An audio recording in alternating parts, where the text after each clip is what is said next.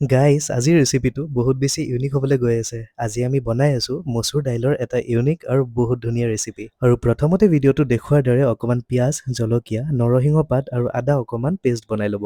এতিয়া মচুৰ দাইলখিনিত অকণমান নিমখ আৰু অকণমান হালধি গুড়ি দি ভালকৈ সানি ল'ব।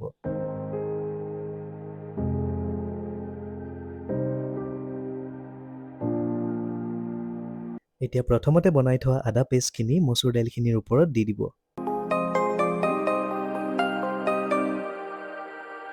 এতিয়া ৰেচিপিটোৰ মেইন বস্তুটো হৈছে আমাৰ কলৰ পাত। এতিয়া কলৰ পাত কেইখনমান ধুনীয়াকৈ লৈ তৈয়াৰ কৰি থোৱা মচুৰ দাইলখিনি অকণমানকৈ দি ভিডিঅ'টোত দেখুৱাৰ দৰে টোপোলা কেইটামান বনাই ল'ব।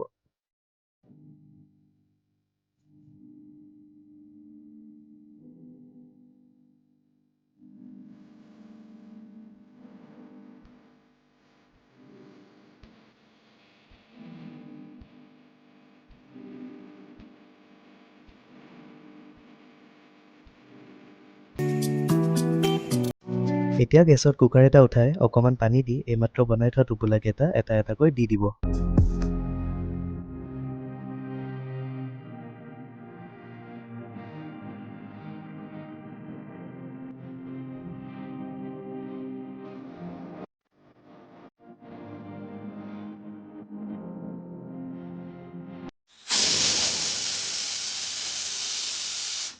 এতিয়া 2-3টামান হুইচেল মৰাৰ পিছত কুকাৰত দিয়া টোপোলাকেইটা এক্সট্ৰাকৈ প্লেট বা কাঁহী এখনত উলিয়াই ল'ব।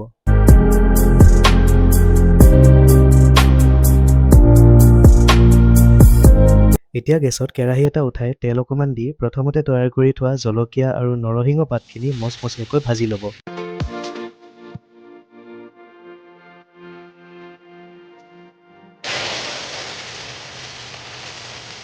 এতিয়া নৰসিংহ পাতখিনিৰ ওপৰত অকণমান নিমখ, হালধি লগতে জিৰাৰ গুড়ি অকণমান দি মচমচীয়া হোৱালৈকে লাৰি থাকিব।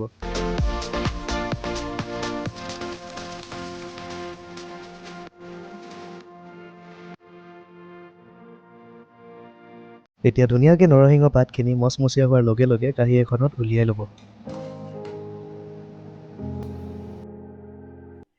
এতিয়া কুকাৰৰ পৰা ওলাই থোৱা টোপোলাকেইটা ধুনীয়াকৈ কাঁহী এখনৰ ওপৰত খুলি আপোনালোকৰ মুখৰ জুতি আৰু অকণমান তৃপ্তি কৰিবলৈ অকণমান কেঁচা পিঁয়াজ, জলকীয়া লগতে যে ইমান ধুনীয়াকৈ নৰসিংহখিনি ভাজিলে এতিয়া তাৰ ওপৰত দি দিব।